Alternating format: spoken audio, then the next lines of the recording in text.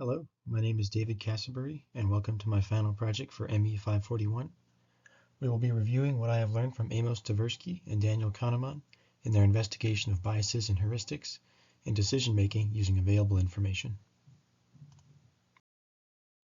We will first start with our presentation outline, which will consist of our introduction to the topic, followed by discussions of representativeness, availability, anchoring, and the two systems of making decisions.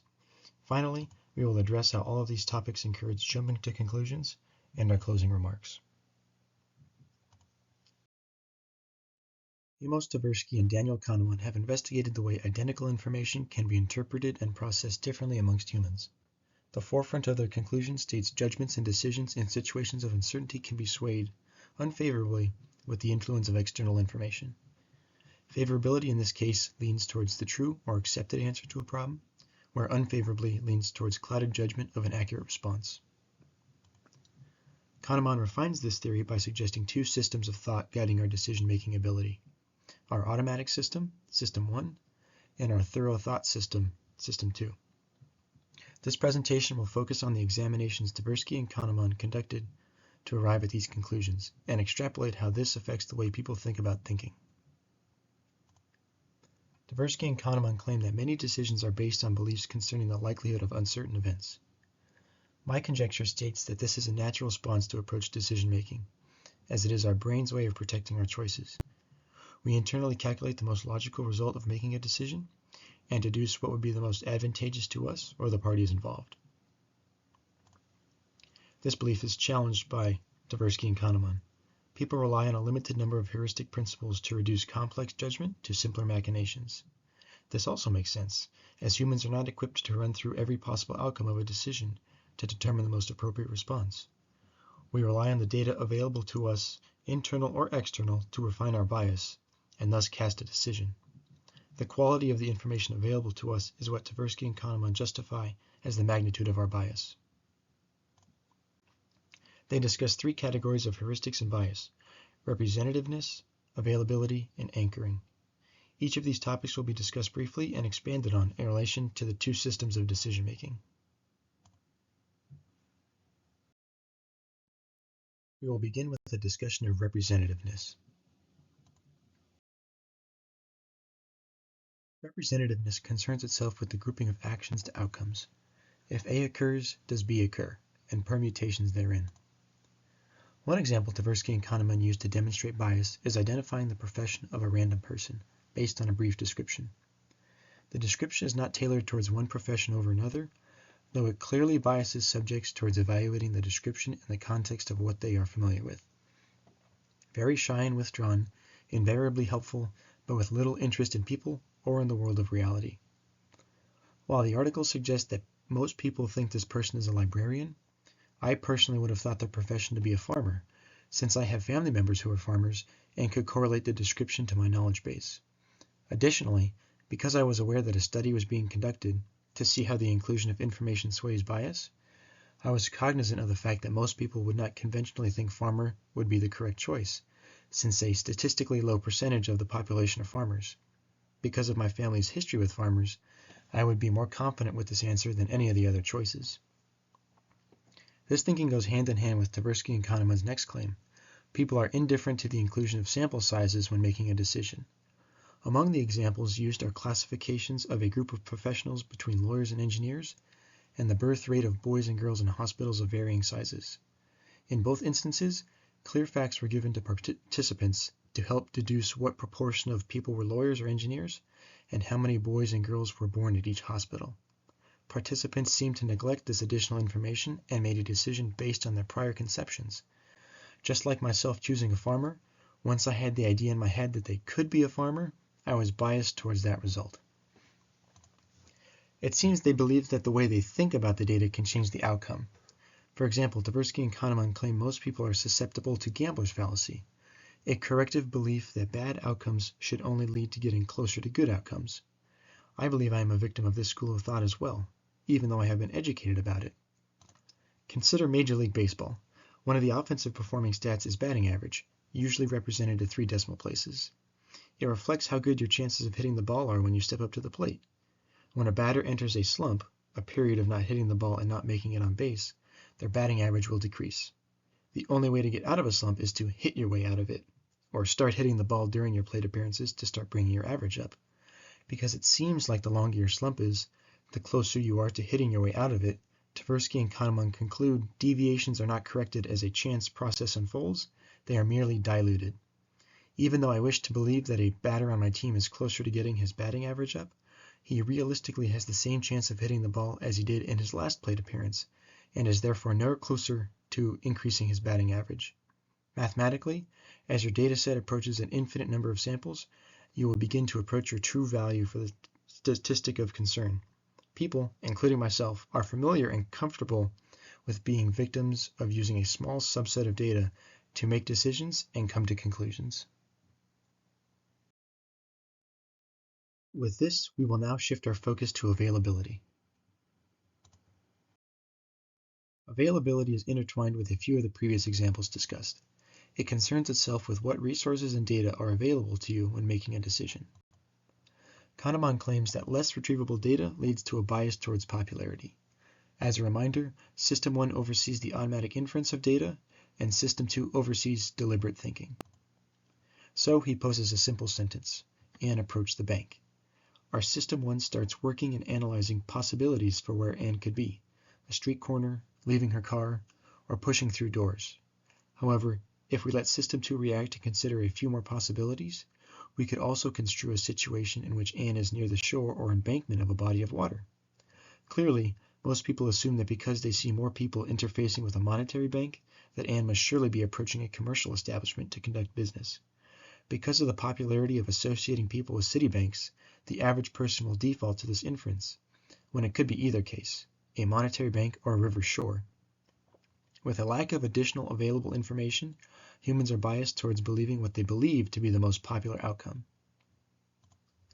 This principle also works in reverse, when a person is limited in their ability to conceive possible alternatives. Tversky and Kahneman pose an instance of asking subjects to group people into committees. To not be redundant and restate this example, I will consider another one in similar fashion. Say you are asked to think of how many possible combinations there can be for a deck of cards. Perhaps you've been exposed to this question previously and may know that the answer is 52 factorial. However, there is a fairly low chance that you have ever calculated what 52 factorial actually is, possibly because you feel it would tell you no more useful information than what you already know. That the answer is huge. So huge that it doesn't matter how huge it is, because trying to quantify it in terms of something tangible seems extremely difficult. This is our System 2 taking over. While we are not limited in our ability to derive the answer, we are limited in our ability to conceive how many available combinations 52 factorial actually is. The answer is the 68-digit number shown here. With this, we will now shift our focus to anchoring. Anchoring is the process of pre-evaluating your decision based on the order information is presented to you. Kahneman also refers to this as the halo effect. He considers the description of a man presented in two ways, but with identical information. The order of the information is reversed. First, he is intelligent, industrious, impulsive, critical, stubborn, and envious. Then he is described as envious, stubborn, critical, impulsive, industrious, and intelligent. The first description leads to a more positive connotation of the man because you are anchored to the first words, intelligent and industrious, whereas the second description begins with envious and stubborn. People feel that the first piece of information is the most valuable because it was presented first, and we are trained to understand that immediate information is more important than information that comes later. This can have detrimental effects when considered in my field of mechanical engineering. Just because we put details at the end of an email or on the second sheet of a drawing, or an item deep on a purchase order, does not mean it is any less important than the beginning of the email, or on the first sheet of the drawing, or the beginning of the purchase order.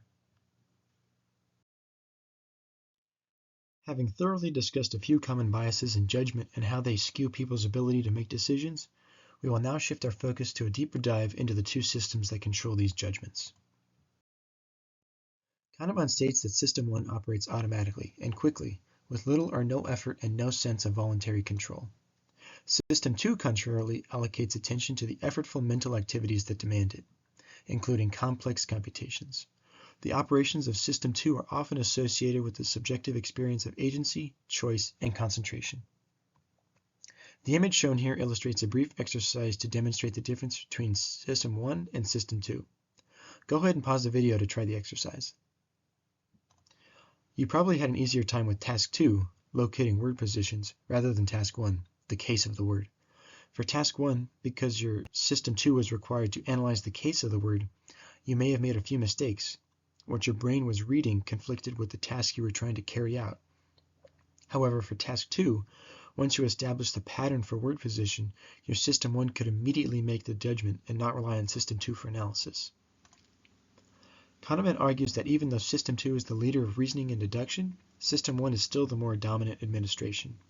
The automatic operations of System 1 generate surprisingly complex patterns of ideas. This is relevant because our first method of attack for approaching a problem, question, or decision is usually the most correct approach, hence why it came to our mind first.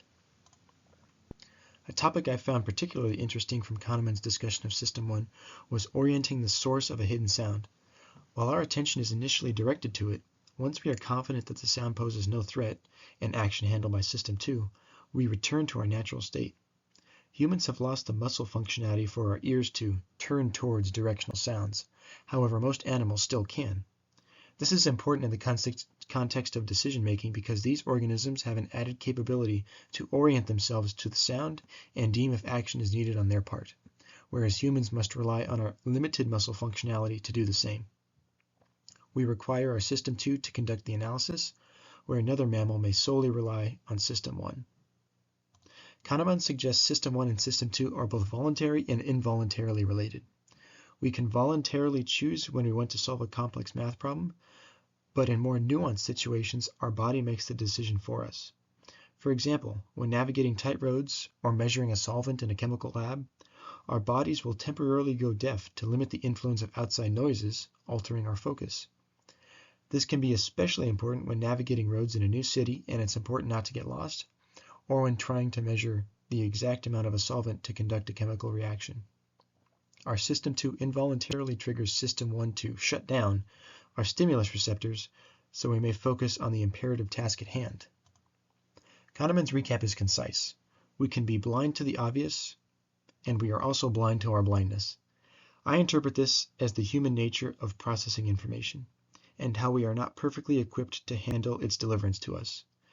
How come we are trained to ignore useless information, but cannot recognize when information is useless? We assume our past experiences are infallible and our first approach to a problem is the most correct way. However, as the biases of representativeness, availability, anchoring, and Systems 1 and 2 have shown, we are at the mercy of what we think is most important at the given time. Nearing the end of our presentation, we will briefly discuss what it means to jump to conclusions. Kahneman continues to delve into the idea of the quality of available information influencing decision-making. He states the presentation of one-sided evidence had a very pronounced effect on judgments. For example, if a student council candidate was described as intelligent and strong, you may immediately believe they exemplify good characteristics for holding office. However, if you consider the rest of the description corrupt and cruel, you may take back your judgment and wish to cast it for someone else. This ties back to our System 1 protecting us, thinking the first piece of information we see is the most important and should be weighed the most when making a decision.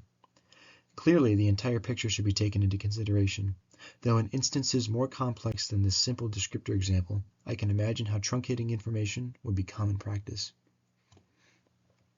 Kahneman calls this concept what you see is all there is. It employs decision-making based on data available to you at a certain point in time.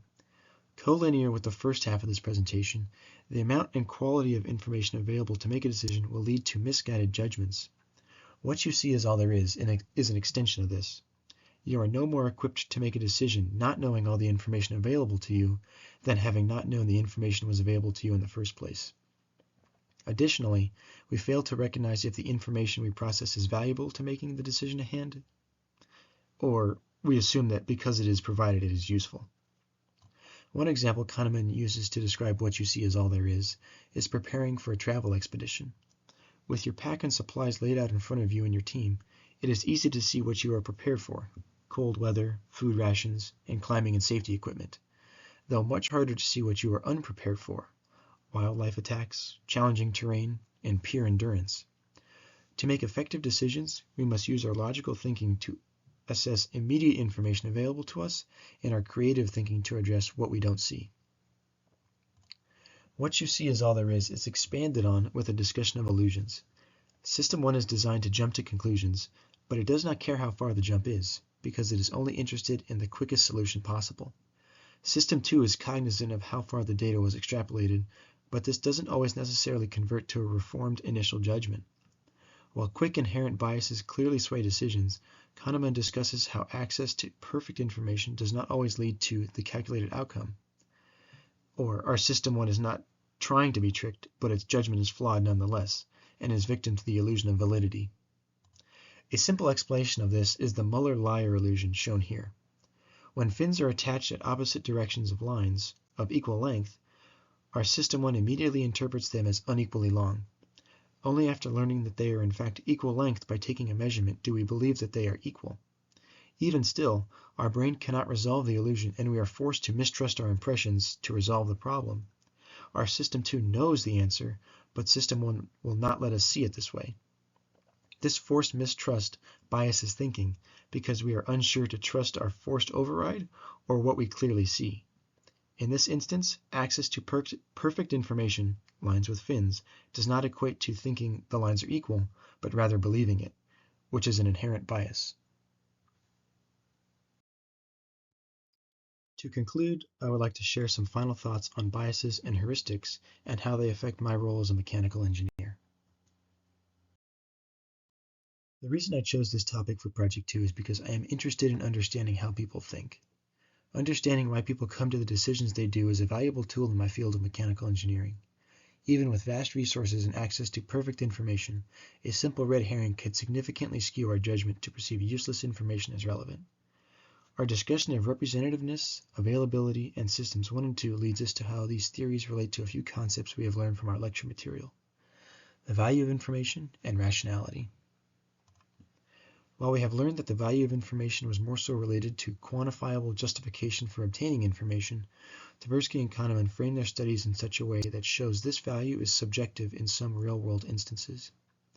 Given that we do not always have data in front of us when making our judgments, we can see from their studies that humans like to use all information available to them, even if we think it has no relevance. We justify that because the information was provided to us, it should be used in the context of the problem. System 2 does not always step in to corroborate the value of the information provided, and leaves System 1 to make its judgment. In terms of rationality, Tversky and Kahneman's entire study demonstrates humans do not always make rational decisions. Just as we saw in lecture, we do not always inherently choose the lottery with the most utility, but what we think will give the most utility. Changing how we think about our options is a start to negating our biases, but it does not always come to fruition, because System 1 will always have an initial biased reaction inferred from our past experiences. Our focus on understanding how people think about making decisions leads us to a final thought. Our biased rationality is not as resilient to outside influences as we think, and the simple act of interpreting someone's background, predicting future performance, or interpreting illusions, i.e. making a decision, is a function of all the data we have collected up to that point in our lives, not just the data that is presented to us. If you would like to read more information on Tversky and Kahneman's studies, you can look into these references I used for this presentation.